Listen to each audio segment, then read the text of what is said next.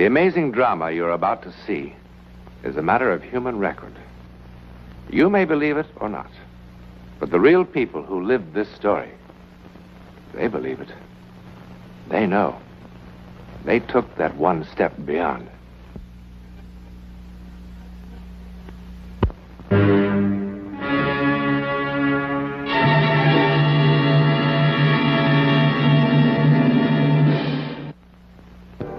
The city sleeps, unaware. Overhead, the dark clouds move in swiftly, piling up in an angry, churning mass, gathering strength to smash the city with a force it will not soon forget. For the storm will bring much more than wind and rain. Much more. A force far beyond man's understanding. The might of psychic lightning. It is just before dawn of a Wednesday morning. In a moment, lightning, forked lightning, will strike two human beings at two distant points of the city, drawing two complete strangers together with an irresistible force.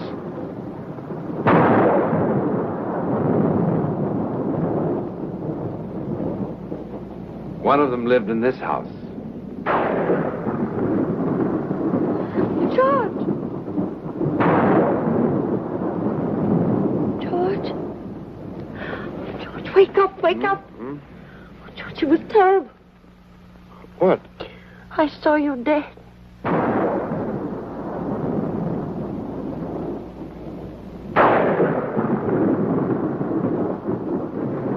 At that same moment, at the other end of the city,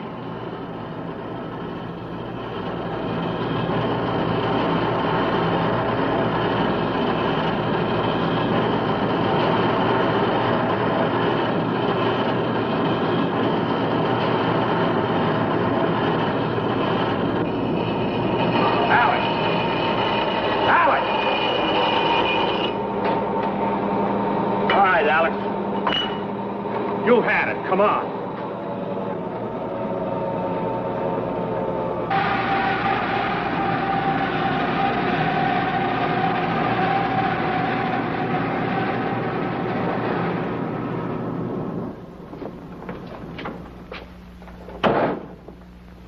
Doc.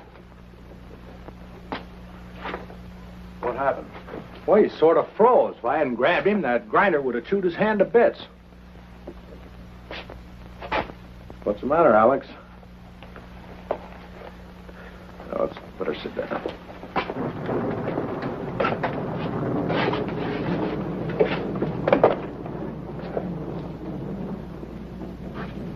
Well, let's see what's wrong with you.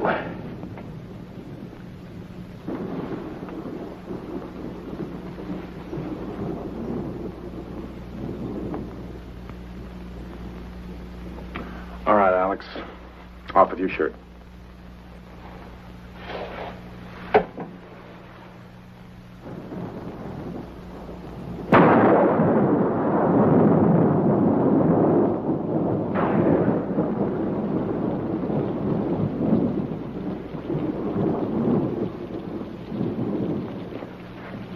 Ellen? Ellen, don't you think it's time you came back to bed?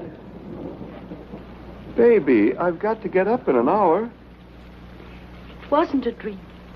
It wasn't. Sure, I know. It was a premonition. Your grandmother's gypsy blood talking to you. I saw you. I saw you lying there on the floor of the bank. I did. I did. It was as real as anything that ever happened to me. Ellen, baby, darling, we've got to get some sleep. You don't believe me? Sure I do. But you're acting like a child. Everybody has bad dreams. It wasn't a dream. It was different.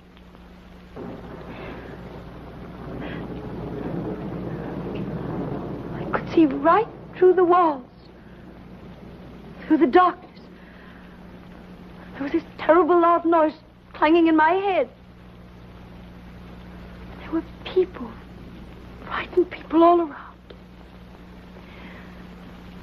Suddenly you were lying there at my feet. Dead. Have it your way. I'm dead. Now can we go back to bed? George, you mustn't go in today. You mustn't. Oh, Ellen, promise. for heaven's sake. Promise. Ellen, are you awake? Really awake? Thinking clearly? Are you suggesting that I call the bank and say I won't be coming in today because my lovely wife has a feeling that something terrible will happen to me if I do? Yes. Oh, stop it, Ellen. I'm going back to bed. Oh, George, please, I beg. George, I'm so afraid. I'm so afraid. It's all right. It's all right now. It's all right.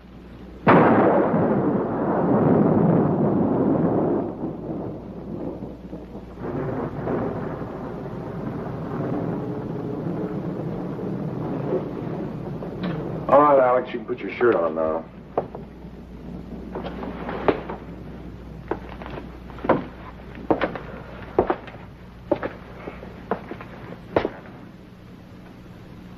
Of course, this is only a preliminary examination.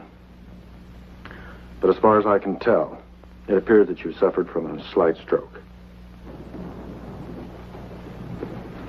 It's not necessarily serious in itself, but it is a pretty good indication of a deteriorating circulatory system. Alex?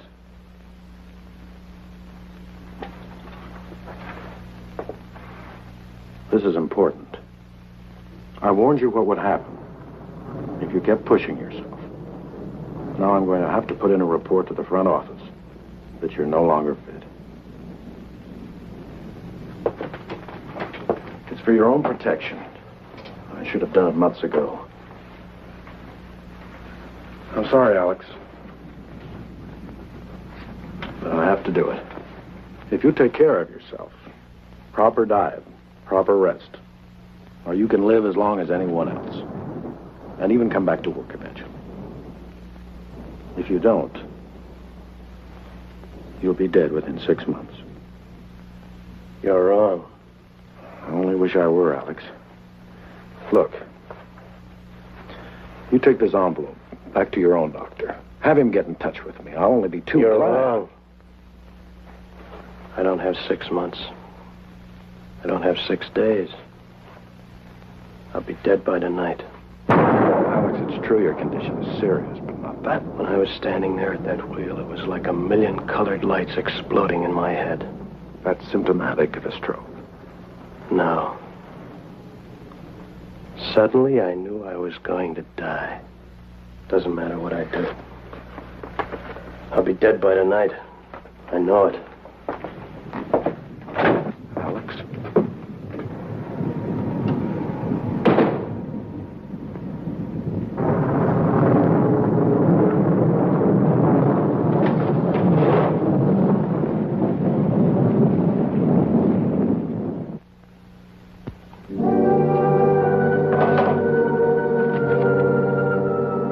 Remember this? The medical history of Alex Peters. This morning, the patient suffered his second cerebral arterial spasm with a left-sided paresis. In other words, a stroke. But was it really a stroke? Or was it a physical reaction to the sudden, unshakable knowledge that he was going to die today? Well, today is still young. And as Alex Peters wanders the morning streets in search of some plan for his last hours on this earth, across town, the second part of the double premonition is having quite a different effect. Across town, George Chambers has finally quieted his wife's hysteria. He has agreed to spend the day at home, but only to humor her.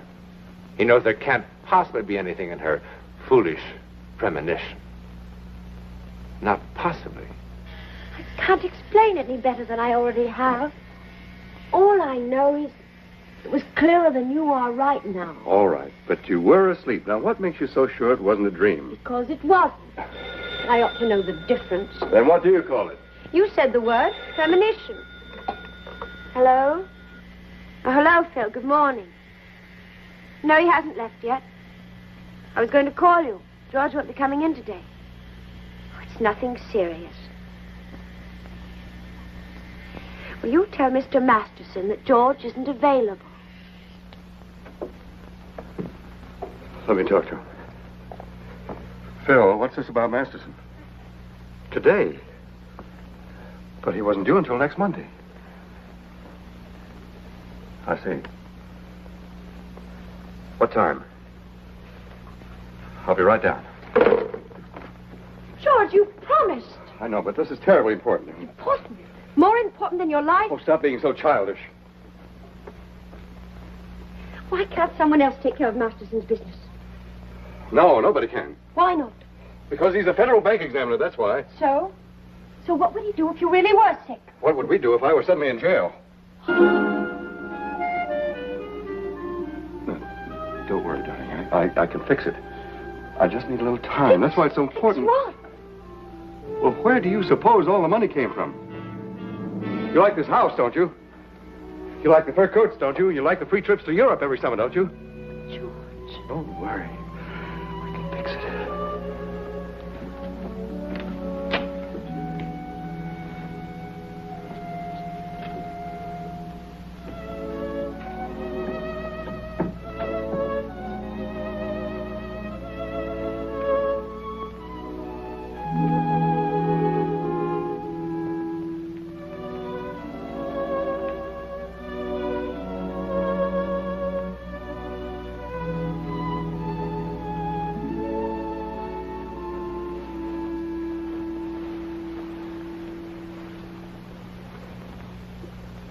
Hi. Good morning.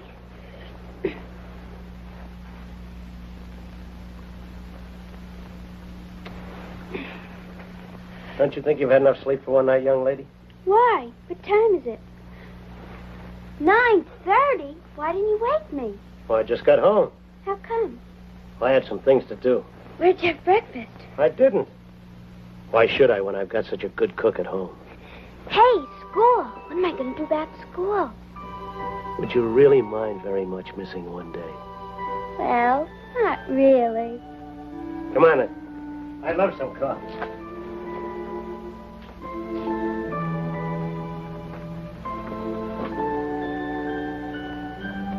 How do you want your eggs? No eggs, just coffee. How come? I'm not very hungry. But you can't live on just coffee. Don't you worry about me.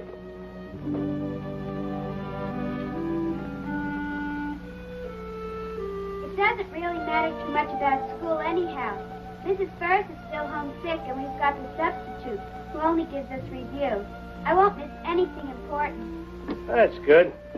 Besides, I can get it from Alice if she gives us any new stuff. Uh-huh.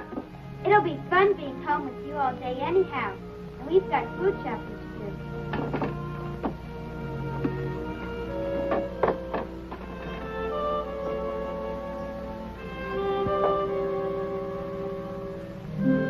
It'll take me 2 minutes.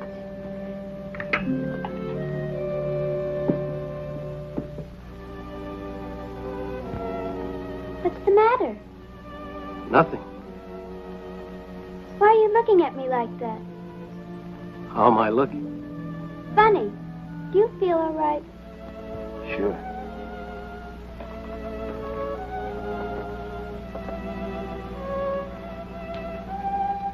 You know something? I like you. Me too.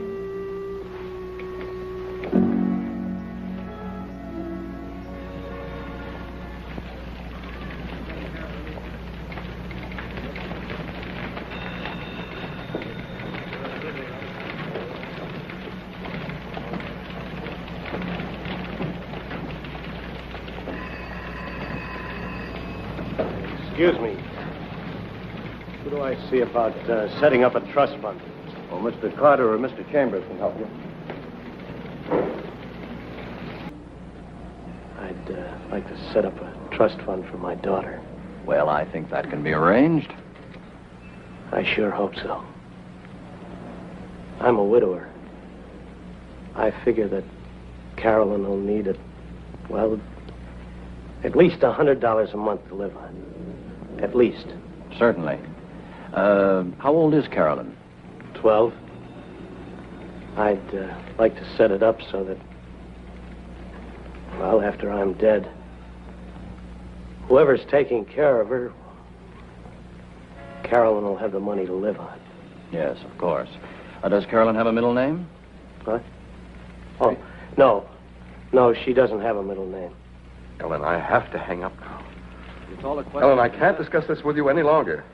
I can advise you, of course. Listen. First, let's get all the facts down. Goodbye, Ellen. Daughter's 12. I take it she's an only child? Mhm. Now, suppose we start with your current assets. Well, there's my life insurance policy, Yes, what's the amount? $1,200. 1,200. And then there's the stock. Hudson Corporation, 50 shares. It was selling at 3 1/4 this morning. Well, that comes to $162.50. Savings? Well, I have $672 in postal savings. What else? That's all. Oh, surely there must be other things. Furnishings, your car, home, real estate? No, I don't have any of those things. And I live in a furnished apartment. 150, 750, 1,200, 672. Well, as of today, your total worth is $2,034.50, counting the insurance and assuming there are no debts. At 6%, that would bring in about $120 a year. A year? Yes, sir. For an income of $100 a month, you'd need 10 times that amount. 10 times? Of course, a lot of things could happen before it becomes necessary to use such a fund. You're young, there are many productive years ahead of you. Surely your estate will grow. And, of course, a certain amount will come in from Social Security. We always figure on that. $20,000. I'm afraid that... Bill, let me have a conditional sales contract. I've run out of them. Sure.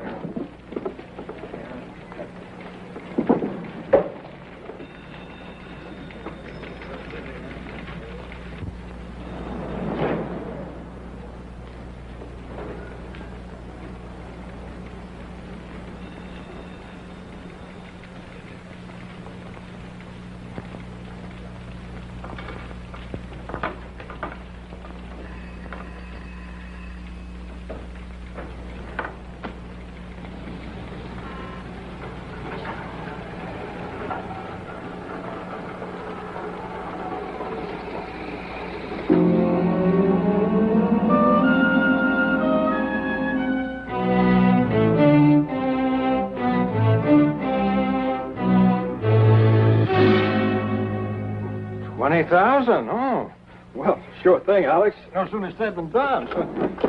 Man can't have too much insurance. Sir, Al, let me see here. The beneficiary would be... Oh, yes, Carolyn Peters. You got a real sweet kid there, Alex, and the things the way they are with her, well, man can't be too cautious. Yes, sir, it gives a man real peace of mind to know his loved ones are adequately provided for. Not that anybody ever expects to die, of course, but we never know when the Grim Reaper is sharpening up his axe for us, do we?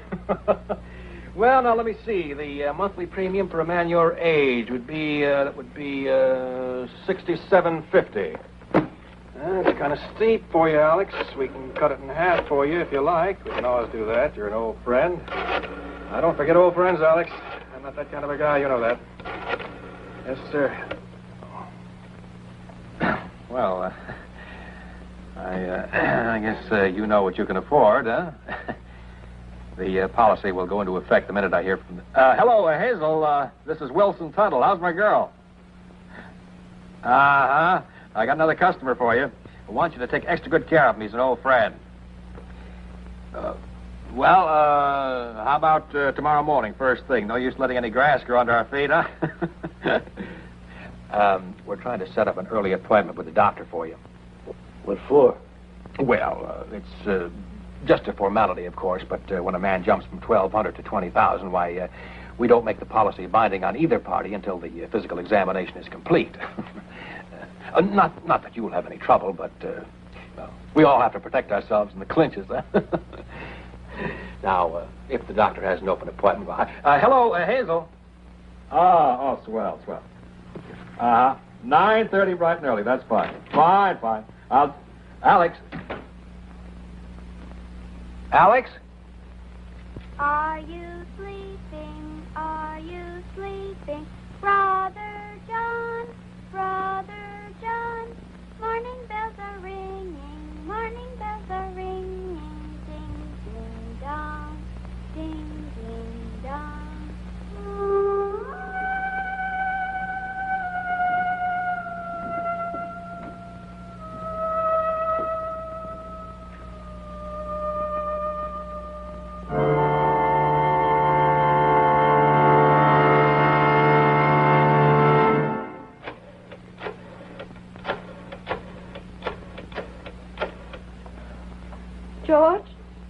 George, please listen to me, please.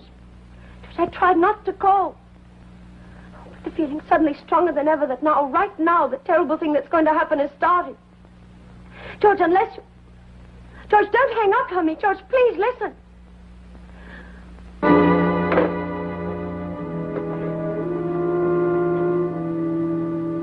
Daddy? Daddy?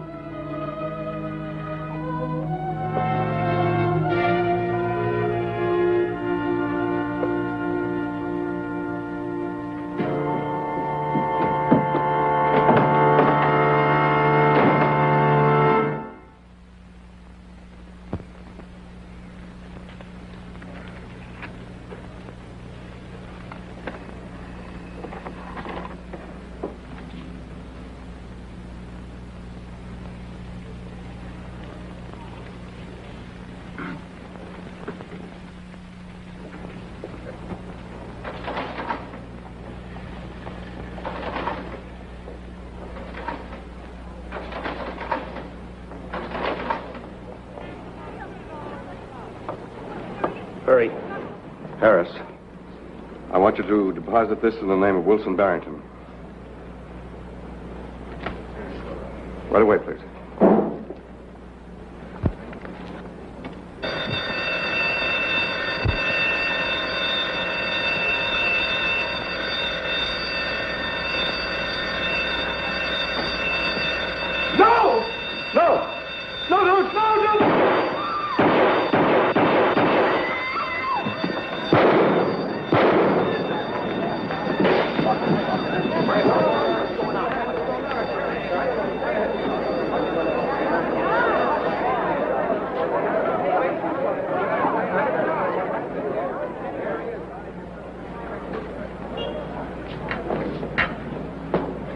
Yes, it happened.